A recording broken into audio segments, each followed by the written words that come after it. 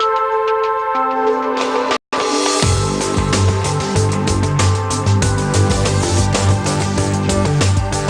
on behalf of VeriSign and TV18, I welcome you to a very special panel discussion on the future of internet growth in India. This is both a retrospective and a look ahead.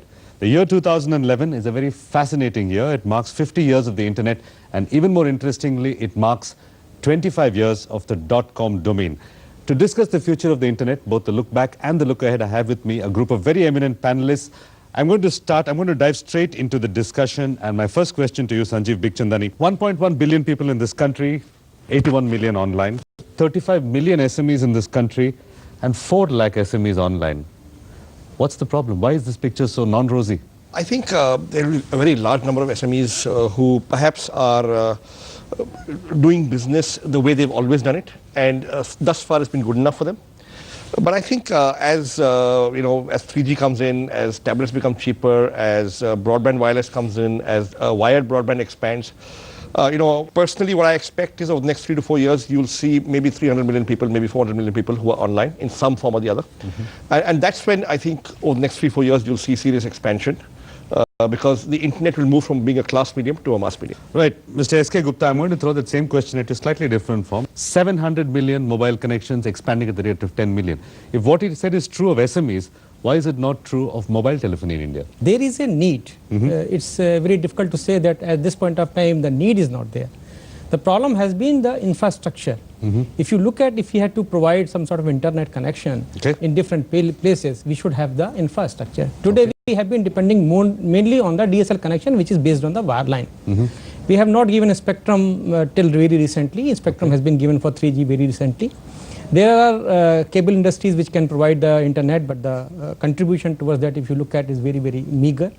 Therefore, somewhere we have to look at that what infrastructure is required, especially at the backbone side, not on the front end side, mm-hmm. which we can cover up with the wireless and all these things. Okay. If that is done, you will find that growth will be pretty fast.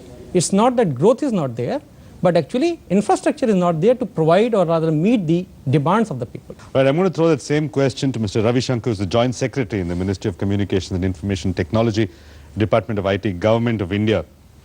So we saw 2 different arguments coming here. One saying not enough demand, the other saying infrastructure not ready. Even if the demand was there, we don't have the infrastructure yet. Seems to me like a classic chicken and egg problem. What's going to happen first, chicken or egg? Demand or infrastructure? What do you build first? Well, I would put it that with the existing infrastructure, we should leverage and see to it that we are able to have more demand. Mm-hmm. Whether there is adequate demand with the existing infrastructure is one poser. I would like to take the dialogue a little different, mm-hmm. and say that today, while we say that infrastructure is not there, I would also like to say that awareness is something that is an area which needs to be addressed. Awareness generation about the use of the existing infrastructure is something which I would like to harp upon. Dinesh, 500,000 customers, 30,000 paid customers. Your picture sounds pretty rosy to me. You're in the SME sector, one of the fastest growing sectors, huge contributor to the GDP, huge employer all over India. Now, I understand the complicated arguments about infrastructure and demand, but if I am an SME sitting in Delhi or Bangalore or Bombay or Gurgaon, for me to put up a website and to start an online business, I don't need to worry about whether the pathway is ready or whether the nodal points are ready or whether the internet exchange is working. It's not that difficult anymore, clearly. Yeah. Right? Why don't enough people do it? So, I think again and again, why is the demand not coming? Because there are not compelling enough utilities mm-hmm. being created for SMEs. Okay. So most of the utilities got created for consumers. Okay. Be it video, be it Naukri, be it everything. So there is not enough investment that has gone into creating compelling What are some of the utilities that SMEs are looking for? I think access to market, access mm-hmm. to technology, access mm-hmm. to finance, and access to talent. Okay. These are the 4 large pieces which an SME needs. Now, we are trying to address one aspect of that, which is access to market.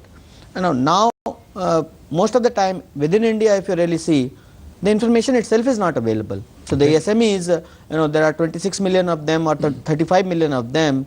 If you really need the name and addresses of each one of them, it's very difficult to really find them. Isn't that clearly a business opportunity for somebody? That's what we are trying to do here. Okay. And once that happens, there is a lot of buyer segment which is looking for that information, which is trying to transact with them. And once that happens, SMEs will find a reason to come online. I'm going to bring in Rusty Lewis, Executive Vice President at VeriSign. Rusty, does this entire argument sound a little alien from where you're sitting? It is interesting coming from outside of India looking in. My perspective is that this is one of the most interesting markets in the world. You're already at 80 million users. You're the fourth largest internet population base in the world. So while you have some challenges in infrastructure, you're no longer emerging. You are on the map in a very real way. So I think to get businesses online, to your point, Mr. Shankar, it's all about education and awareness to show the benefit of a business and how they can generate more traffic, how they can have a storefront that's out in front of their customers 24 hours a day, 7 days a week, how they can get emails and interact with their customers. They can project a very positive and professional image. So we're working with partners in this country to make it really easy to get a website and to educate folks and to educate businesses on the benefits of being on the internet. Dr. Gulshan Rai, Director General, Department of IT. I'm going to take off from where Rusty Lewis left. When cable television launched, I didn't see an awareness program telling people watch cable TV. When mobile television launched, I didn't see a government campaign saying mobiles have launched, please use a mobile. The benefits were self-evident. Why are the benefits of the internet not self-evident to small businesses? Shouldn't it be obvious by now? No, it's obvious, and I would like to present the entire thing in a different perspective. Actually, in the area of electronics or IT, the whole circumstances are different. You got to create the product first, and then the demand comes up. Nobody, nothing is generated here and there. Nothing is invented here. You got to create a product, and the demand comes up. Okay.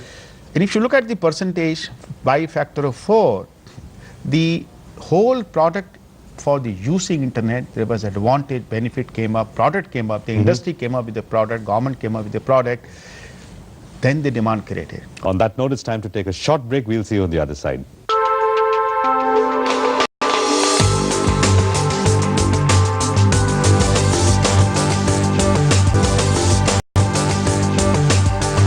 Dr. Khan, you've heard various arguments, and I'm bringing you in last for a good reason, because the academic perspective usually trumps the commercial and the government perspective, because you have nothing to do with anybody else.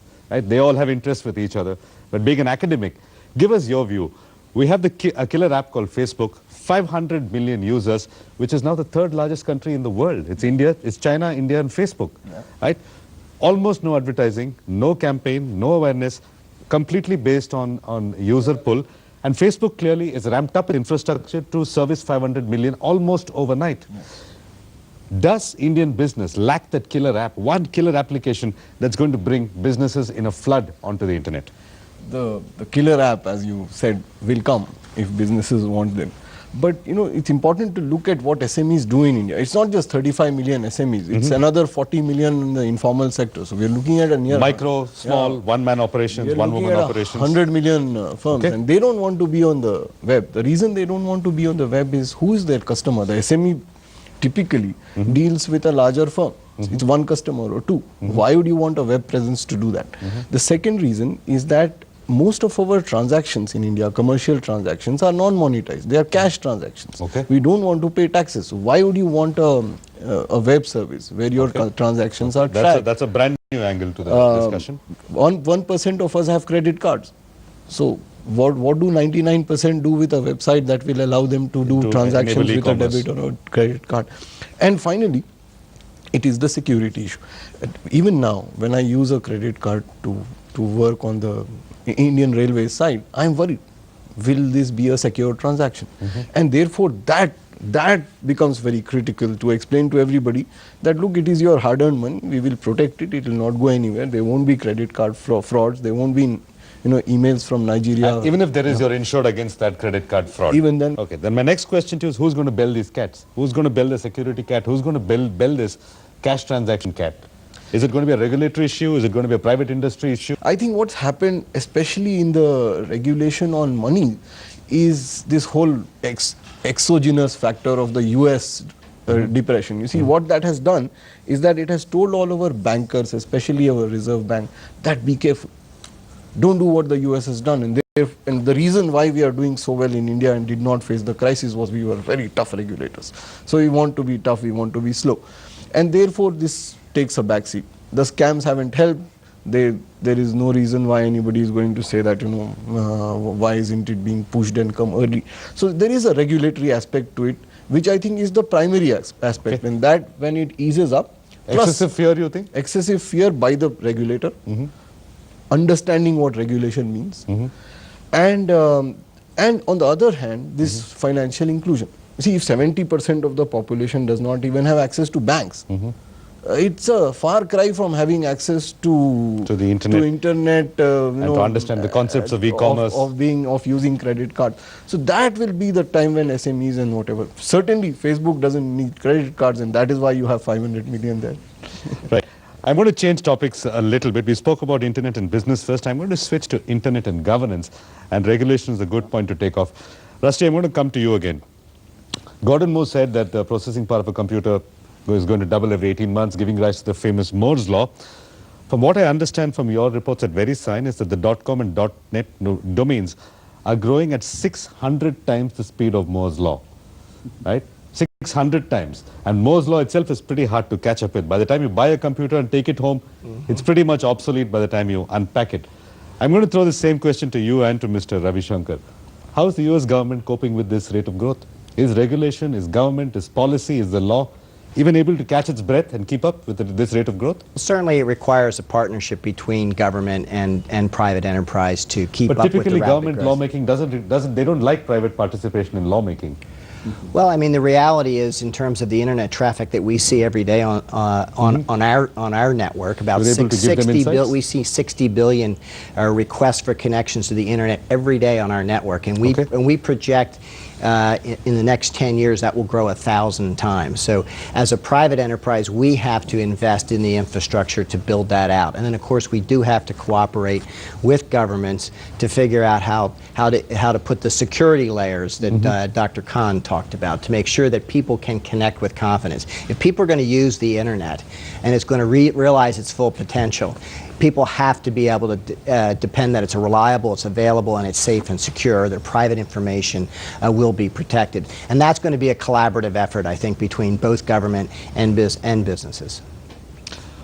Mr. Ravi Shankar, same question to you. From the Indian government's perspective, you saw Dr. Khan talking about what I would classify as excessive caution in our desire to protect ourselves against the vagaries of the internet, to actually restrict the amount of commerce that happens on the internet. What is the Indian government stance on this? When we say that we would like internet for all, we mean that we would like access to devices across the rural masses who do not have access to it. It is in this genre that the government is creating the infrastructure of the common service center, one common service center for a geographical area of 6 villages. Now it's in that rollout activity of about 1 lakh common service center, the government has been able to roll out about 85,000 plus common service centers. Typically a villager would have to walk about few kilometers to the nearest village in order to access it. I think access becomes the primary function, because that is the role of the government in order to ensure that infrastructure is available. And on that note, I'm going to come to the last aspect of this discussion, what I call internet and society and internet and citizenship, and more importantly what's called the conscious internet.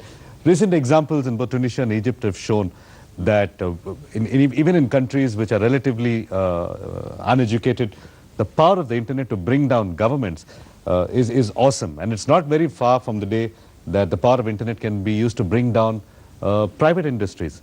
If you think a CEO of a company is a crook, you are going to have shareholders using the internet to bring him or her down, and bring him or her down very, very quickly. Sanjeev, do you think Indian businesses and Indian government is ready for this kind of onslaught from the power of the people, when internet transfers power to the people? No, I think first of all, it's great that internet transfers power to the people. Secondly, the internet did not bring down the government. The people were able to connect faster But and a key mobilize. So facilitator. it was facilitated, yes. And I think you know, it's about transparency, it's about people power, and I think this will bring about more accountability, and I think that's fine. Right?